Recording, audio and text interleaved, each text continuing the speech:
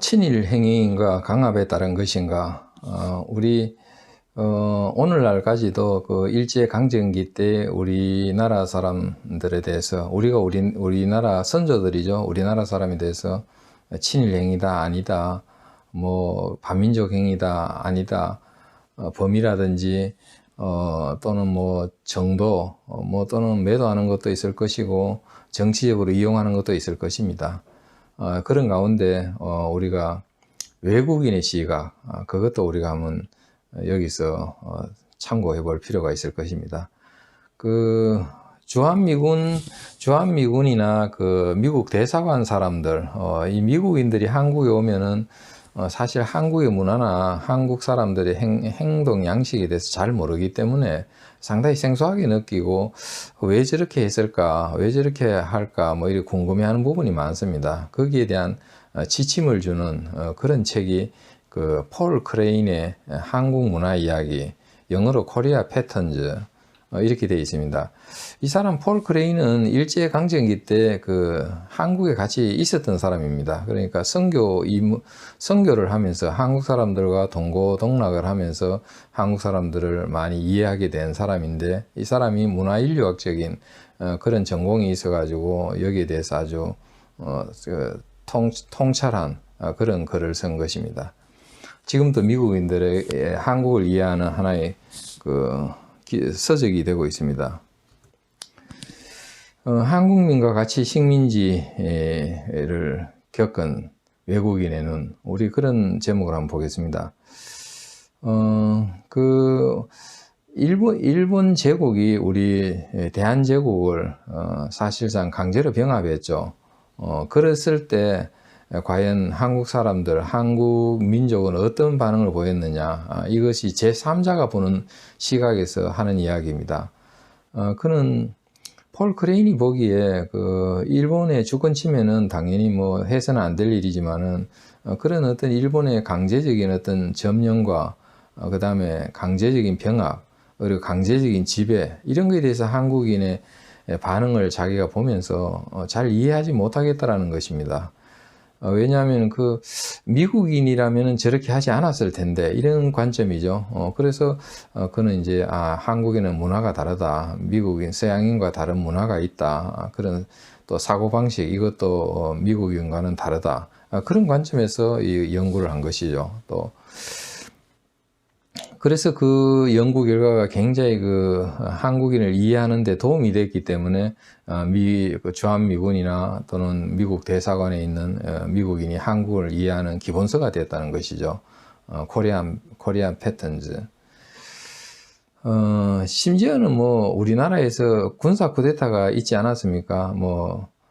박정희 그 장군의 군사 쿠데타도 있었고, 전두환의 또 군사 쿠데타도 있었고, 그런 과정에서도 그 외국인으로서 잘 이해가 안 되더라. 왜 그 한국 민족은 그런 어떤 민주주의를 파괴하는 그런 군사 쿠데타에 적극적으로 저항하지 않는가, 이런 의아함을 가졌다는 거죠.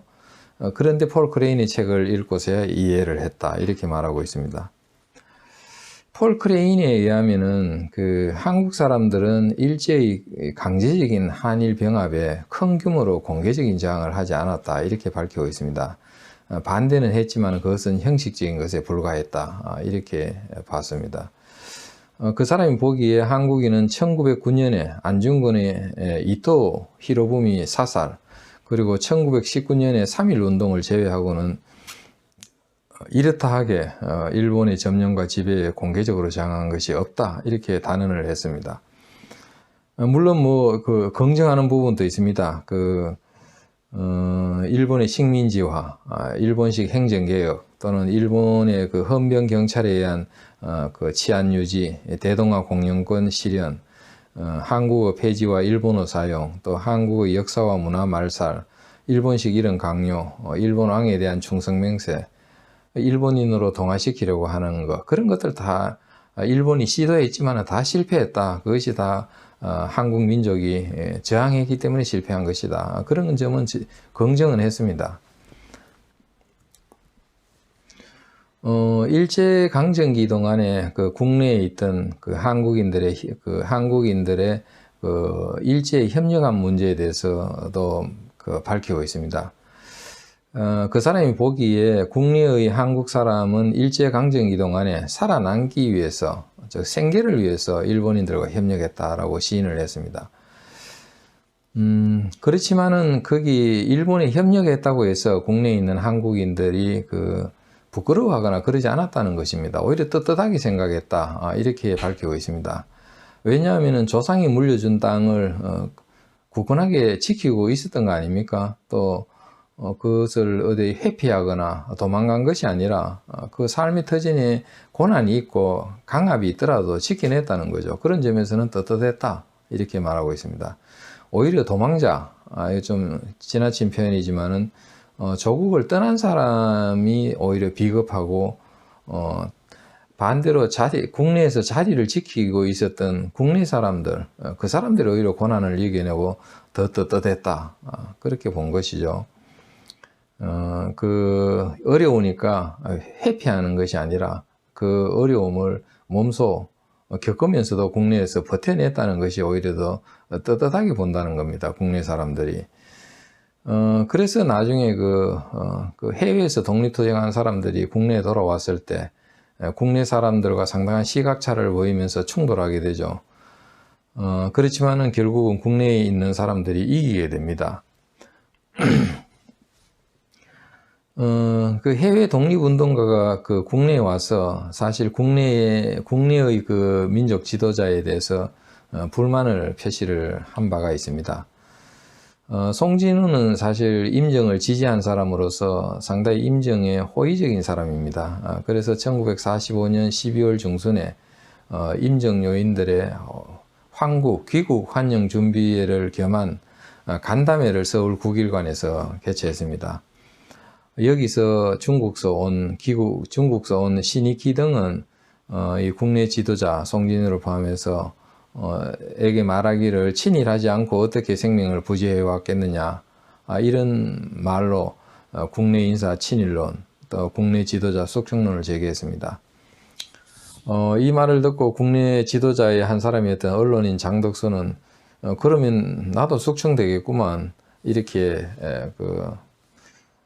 사실 불만에 찬 반감을 표시하죠. 송진우는 자신의 전기에서 다음과 같이 말합니다. 국내에 발붙일 곳이 없는 임정을 누가 오게 하였기에 그런 큰 소리가 나오는 건가, 이렇게 이야기합니다. 사실 그걸 마련해 준 사람은 송진우 등 국내 인사들이니까 그런 말을 한 것이죠.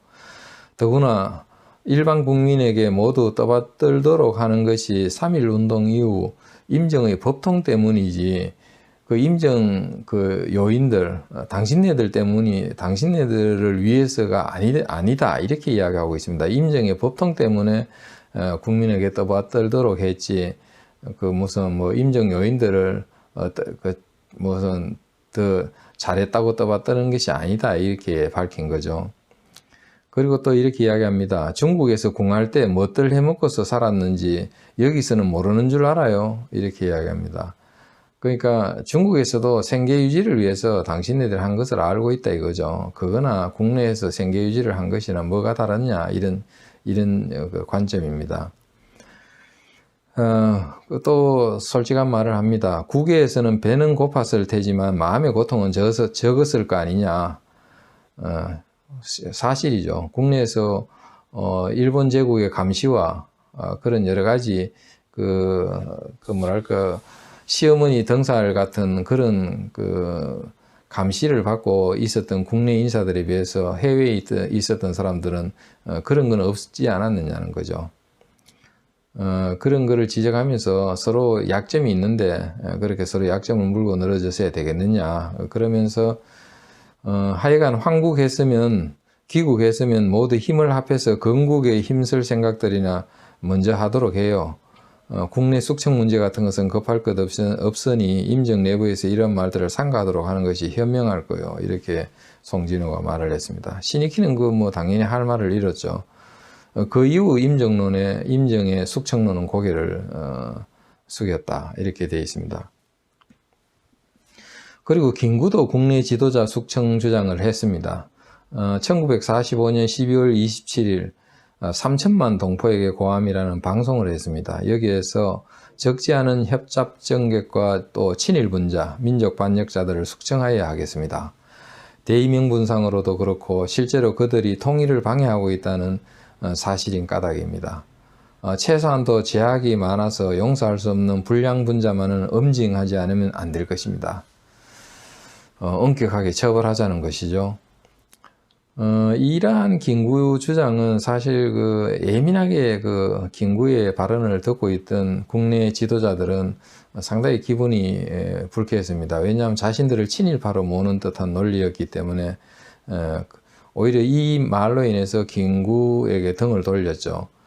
그래서 국내에 있던 민족 지도자들은 국내에 있던 사람들의 어떤 아픔과 공적 그리고 그들의 운명적 입장을 이해하지 못한 것으로 보고 이후에는 임정척 인사들과 거리를 두고 이승만과 더욱 가깝게 했다, 요인이 됐다. 신봉용 한국분단사연구에서 그렇게 밝히고 있습니다. 폴 크레인은 한국인이 억압받을 때 심리 여기에 대해서 밝히고 있습니다. 한국 사회는 생존을 위한 조치라면 무엇이든 대체로 옳다고 여긴다. 자기가 봤을 때 한국 사람은 그렇더라는 거죠. 또 한국 사람은 억압을 받고 있는 동안 무엇을 하든 범죄로 생각하지 않는다. 침략자로부터 고통을 참아낼 때는 도덕성이 거의 없는 것처럼 보인다. 이를 입증하는 말로 한국 사람은 강압을 받을 때 내적인 자제력을 잃어버린다. 또는 가난한 사람에게는 도덕성을 따질 여유가 없다. 사람이 한번 자신의 지위, 즉 형편을 잃으면 못할 일이 없다. 이런 말들이 있다는 거죠. 한국 사회에.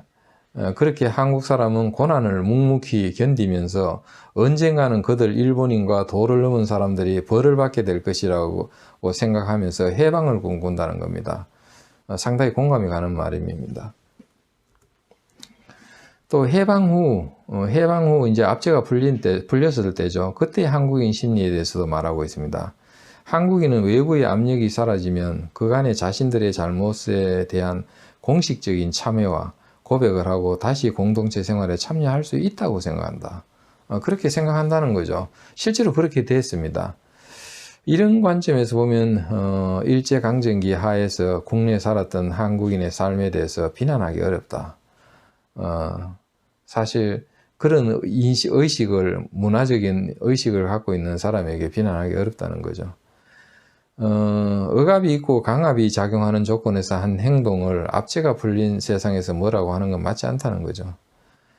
다만 이제 하나의 단서가 그런 한국 사람이지만은 일제에 열성적으로 협력한 사람, 또 도를 넘는 행동을 한 사람, 인심을 잃은 사람은 처벌받아야 한다고 생각한다.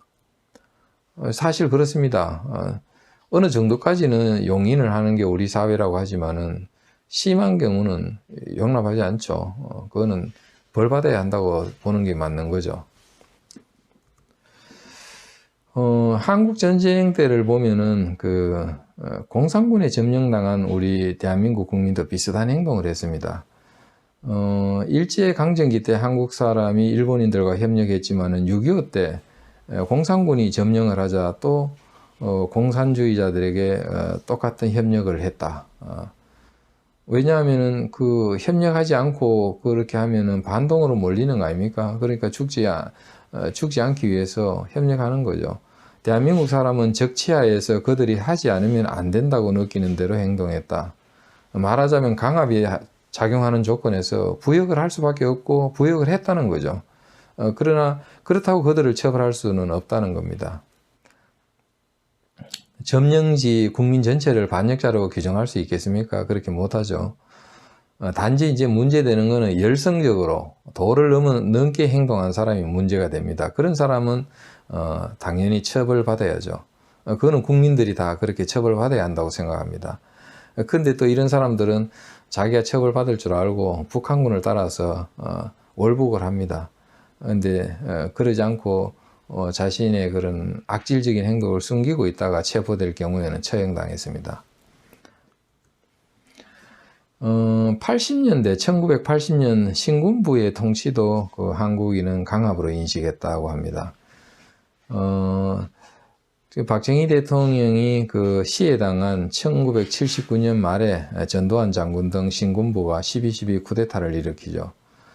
이때 주한미군 사령관을 했던 주한미군 사령관 미국인이죠. 이 사람은 한국인이 이런 어떤 자기 자신의 자유가 훼손된 것, 또 민주주의가 그 파괴된 것에 대해서 당연히 가시적인 분노가 나올 줄 알았는데 나오지 않더라는 겁니다. 그래서 크게 의아하기도 하고 실망하기도 했다고 합니다. 학생 시위나 뭐 광주 민주화 운동을 제외하고는 한국인들이 대체로 수동적인 태도를 보이더라는 겁니다. 왜 이렇게 저항하지 않을까, 이렇게 오히려 실망했음을 고백했습니다. 정권 탈취 사태인데도 한국인은 저항하지 않고 사태를 묵묵히 받아들이더라, 이런 거죠. 선교사 폴 크레인이 쓴 책을 통해서 한국인은 체념하고 고난을 기꺼이 견뎌내려고 한다는 점을 나중에 알았답니다. 그런 걸 통해서 이것이 한국 문화였구나, 서양인, 미국인과 다른 한국 문화라는 걸 깨닫고 알게 됐다, 이해를 하게 됐다, 이렇게 고백하고 있습니다. 예, 이상 우리 외국인의 관점으로 친일 문제 한번 살펴봤습니다. 감사합니다.